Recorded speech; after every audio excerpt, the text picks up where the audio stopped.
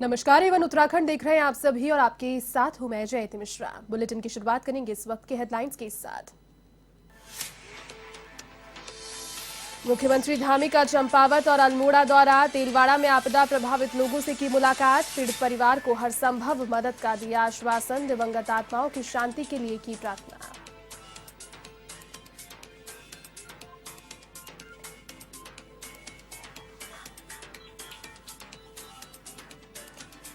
भाजपा प्रदेश अध्यक्ष मदन कौशिक का नैनीताल दौरा। आपदाग्रस्त क्षेत्रों का दौरा कर जाना हाल। कहा, आपदा से 4 जिलों में भारी नुकसान, मामले को लेकर सरकार गंभीर।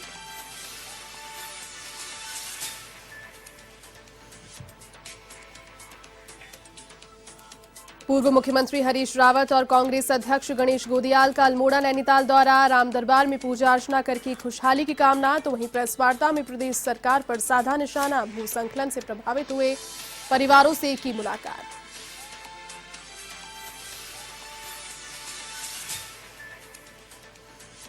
उत्तराखंड के उत्तरकाशी से 11 लापता ट्रैकर्स में से 7 के शव बरामद। 2 ट्रैकर्स को किया गया रेस्क्यू, लेकिन 2 लोग अभी भी लापता। 11 अक्टूबर को 11 लोग निकले थे ट्रैकिंग पर।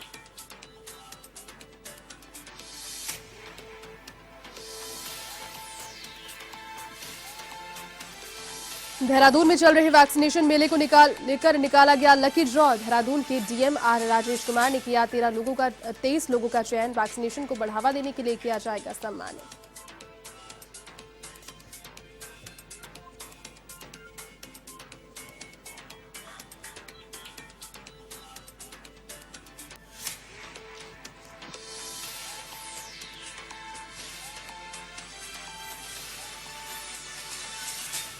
चलिए अब खबरें विस्तार से। मुख्यमंत्री पुष्कर सिंह धामी चंपावत के दौरे पर रहे, जहां उन्होंने आपदा प्रभावित क्षेत्र के हालात का जायजा लिया। उन्होंने तेलवाड़ा में जाकर आपदा में मृतक हुए परिजनों से मिलकर उनके प्रति संवेदना व्यक्त की और दिवंगतों की आत्मा के लिए शांति की भी प्रार्थना की। मुख्यमंत्री ने कहा कि सरकार उनकी पीड़ा को समझती है और इस मुश्किल घड़ी में सरकार पीड़ितों और आम जनमानस के साथ खड़ी है। उन्होंने कहा कि सरकार की ओर से पीड़ितों को हर संभव मदद दी जाएगी। उन्होंने जिला प्रशासन को निर्देश दिए कि जनपद में आपदा प्रभावितों को जल्द से जल्द मुआवजा देने की कार्रवाई पूरी करें।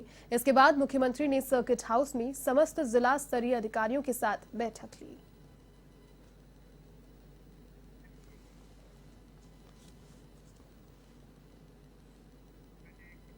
उत्तराखंड के मुख्यमंत्री पुष्कर सिंह धामी ने आपदा मंत्री धन सिंह रावत के साथ आपदा प्रभावित क्षेत्र का हवाई सर्वेक्षण किया। इसके बाद धारचूला के मानस पर्यटक आवास गृह में मृतकों के परिजनों से मिलकर संवेदनाएं जाहिर की। मुख्यमंत्री धामी ने कहा कि सरकार उनकी पीड़ा को समझती है। इस मुश्किल घड़ी में सरकार पीड़ितों और आम जनमानस के साथ खड़ी है। उन्होंने कहा कि सरकार की ओर से पीड़ितों को हर संभव मदद दी जाएगी। साथ ही उन्होंने पीड़ित 12 परिवारों को 23,07,700 रुपए की राहत राशि के चेक वितरित किए। तो वहीं अधिकारियों को राहत व बचाव कार्यों में लापरवाही नहीं बरतने के निर्देश दिए।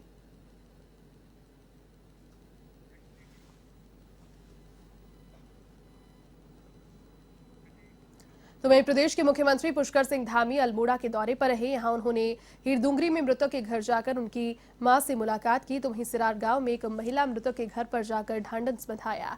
इस दौरान मुख्यमंत्री ने कहा कि आपदा से निपटने के लिए सरकार के द्वारा हेलीकॉप्टर से राहत दी जा रही है और सरकार आपदा के समय में हर व्यक्ति के घर पहुंच रही है।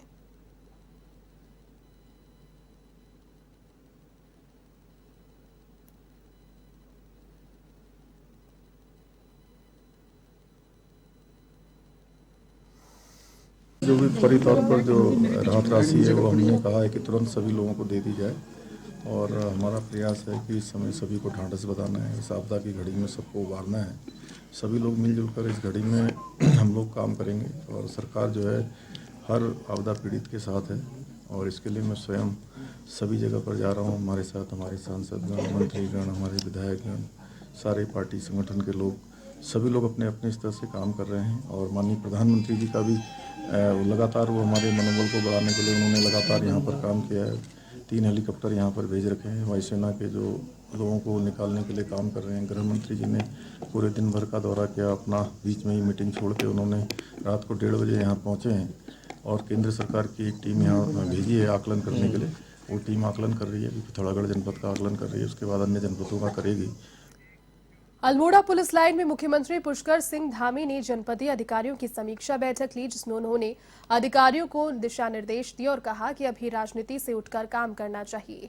आपदा की इस घड़ी में सभी को आगे आकर कार्य करना चाहिए। उन्होंने कहा कि वो हर जनपद में अधिकारियों के साथ समीक्षा बैठक कर रहे हैं।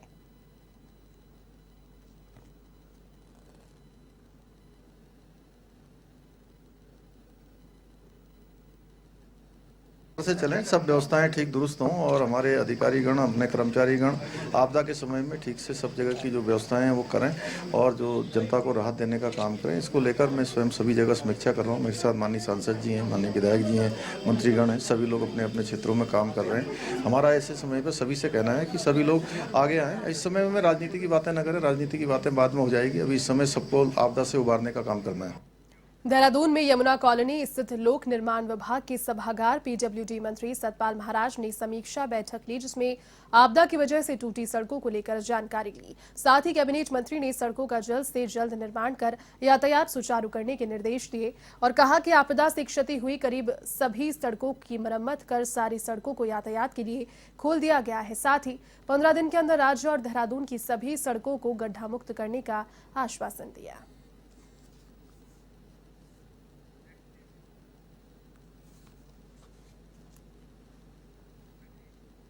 कुमाऊं में आपदा का जायजा लेने पहुंचे भाजपा प्रदेश अध्यक्ष मदन कौशिक ने नैनीताल में आपदाग्रस्त क्षेत्रों का दौरा किया, तो वहीं उनका कहना है कि आपदा से नैनीताल, उधम सिंह नगर, पिथौरागढ़, चंपावत में भारी नुकसान पहुंचा है। इसको लेकर सरकार लगातार आपदाग्रस्त क्षेत्रों में नुकसान का जायजा ले रही है।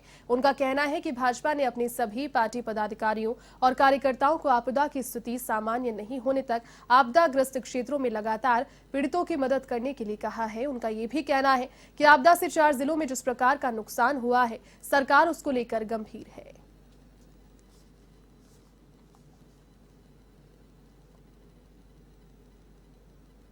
देखिए, अगर कांग्रेस की यही प्रॉब्लम है, वो सब एक दूसरे को कैसे नीचा दिखाएं अपनी पार्टी में, इसी पे सब लगे हुए हैं। कोई किसी क्षेत्र में जाने को तैयार नहीं, जनता के बीच में जाने को तैयार नहीं। आप बताइए कि 36 घंटे पहले पता चलने के बाद हम लोगों ने जिस तत्परता से काम किया, भारत के प्रधानमंत्री, गृह मंत्री, हमारे राष्ट्रीय अध्यक्ष, सब लोग जिस प्रकार से सक्रिय होकर और तुरंत हमें NDRF और सारी उपलब्धता कराई, सेना के जवान, पैरामिलिट्री फोर्स सब हमें मिला और हमें 3 हेलीकॉप्टर कहा कि और जो चाहिए आप ले लीजिए। तो आप उसके कारण हजारों लोगों को रेस्क्यू किया गया, नहीं तो कितनी बड़ी कैजुअलिटी हो सकती थी, वो सारा हम लोगों ने बचाया है। तो इस प्रकार से सरकार ने एक अच्छा कार्य इस समय में किया है और मैं समझता हूं कि हमारे कार्यकर्ता भी उसी सब काम में लगे हुए हैं। पूर्व मुख्यमंत्री हरीश रावत और कांग्रेस प्रदेश अध्यक्ष गणेश गोदियाल 1 दिवसीय दौरे पर नैनीताल पहुंचे, जहां पहुंचकर उन्होंने शहर के बलियानाला क्षेत्र में भूस्खलन से प्रभावित हुए परिवारों से मुलाकात कर उनकी समस्याओं को जाना। इस दौरान क्षेत्र के लोगों ने अपनी समस्या से रावत व गोदियाल को अवगत कराया। इस दौरान हरीश रावत ने भाजपा सरकार पर जमकर निशाना साधा और कहा कि आपदा को बीते 5 दिन हो गए हैं, लेकिन सरकार 5 दिन बाद भी राहत नहीं पहुंचा पाई और कहा कि हम सरकार को राहत और बचाव कार्य के लिए 5 दिनों का समय दे रहे हैं और अगर सरकार इन 5 दिनों में भी राहत व बचाव कार्य पूरा नहीं कर पाई तो कांग्रेस पार्टी सरकार के खिलाफ धरना प्रदर्शन करेगी।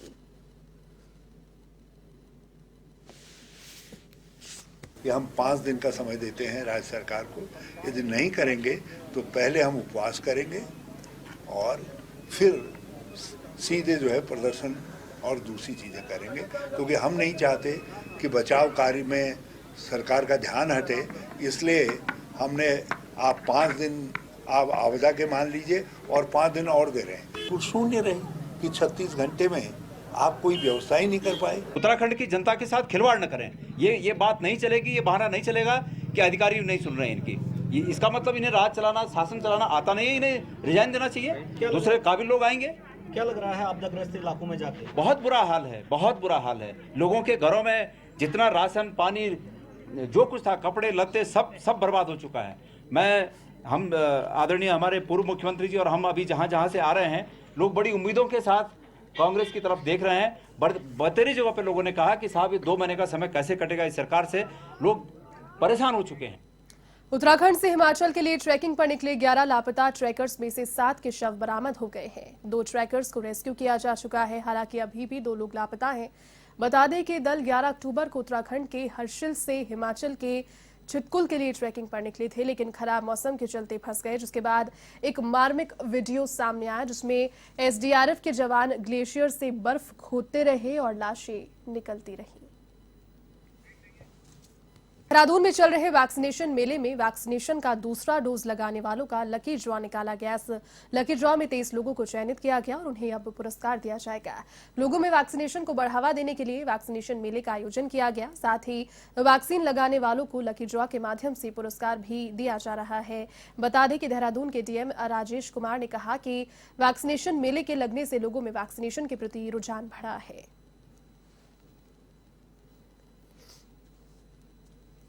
शासन की ओर से गाइडलाइंस भी हैं और इसी गाइडलाइंस का अनुपालन हम लोग सुनिश्चित करते हैं। हम लोग जिला प्रशासन, पुलिस प्रशासन की टीमें लगातार हम लोग जनता को जागरूक करते हुए हैं। कई बार हम लोग जो व्यापार में जैसे हॉटस्पॉट है जहाँ पे लोग ज़्यादा विजिट करते हैं, जैसे पल्टन बाजार है, वेस्ट मॉल, हम लोग पर्सनली गए हैं और लोगों को हमने जागरूक कराया है, अवगत भी कराया है और फाइन भी जो लोग फ्लाउट कर रहे हैं रूल्स एंड रेगुलेशंस को, उनको फाइन भी हमने किया है और ये कार्रवाई आगे अभी भी जारी रहेगी। द्वाराहाट में जिला विधिक सेवा प्राधिकरण की ओर से कुमाऊं इंजीनियरिंग कॉलेज में विधिक जागरूकता शिविर का आयोजन किया गया, जिसमें जनता के द्वारा विभिन्न विभागों में शिकायत दर्ज कराई गई। शिविर में विभिन्न विद्यालयों के छात्र छात्राओं के द्वारा रंगारंग कार्यक्रम किए गए और ग्रामीणों को विभिन्न कानूनों के प्रति जागरूक किया गया।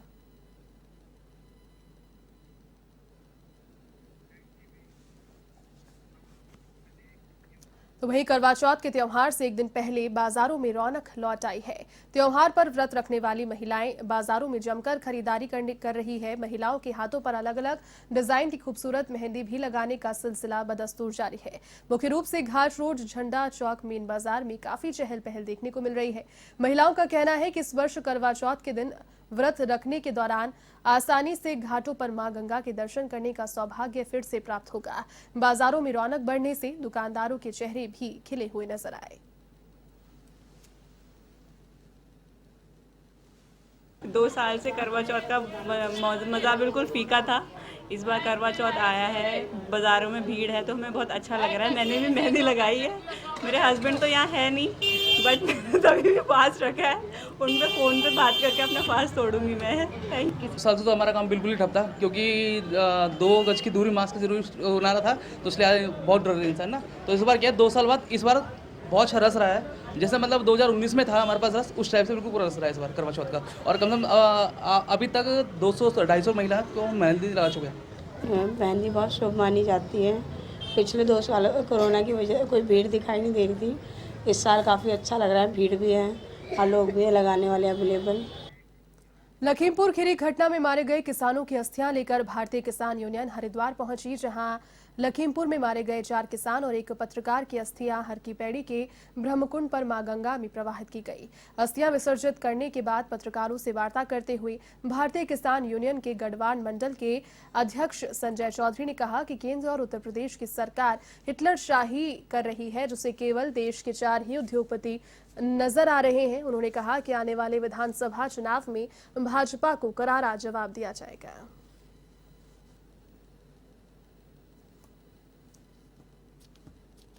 लखीमपुर खीरी में जो हमारे 4 किसान और एक पत्रकार बंधु शहीद हुए थे, जो मंत्री के बेटे ने और मंत्री ने साजिश के तहत शांतिपूर्वक प्रदर्शन कर रहे किसानों पर गाड़ियां चढ़ा दी थी, उसमें 4 किसान और एक पत्रकार भाई हमारे शहीद हुए थे। उनकी अस्थियां पूरे देश में, हर प्रदेश के हर जिले में गई।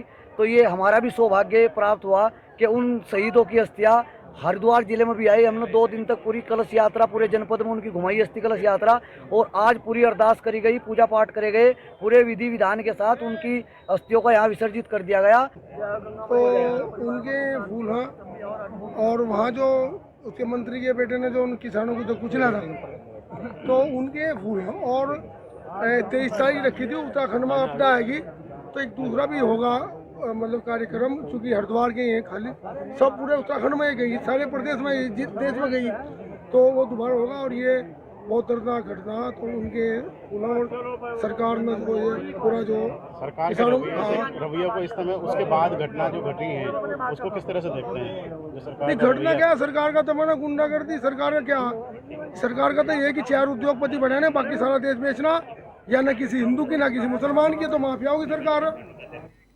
सुंदरडुंगा ट्रैक पर हताहत पर्यटकों, स्थानीय गाइडों तथा पोर्टलों के अभी तक रेस्क्यू नहीं होने पर लोगों में प्रशासन व शासन के खिलाफ गहरा आक्रोश बढ़ रहा है। प्रशासन की अनदेखी करने पर कपकोट के पूर्व विधायक ललित फरसवान ग्रामीणों के साथ खुद ही ग्राउंड जीरो की ओर निकल पड़े। तुरंत व्यवस्थाएं दुरुस्त नहीं होने की दशा में अनशन करने की चेतावनी उन्होंने दी है।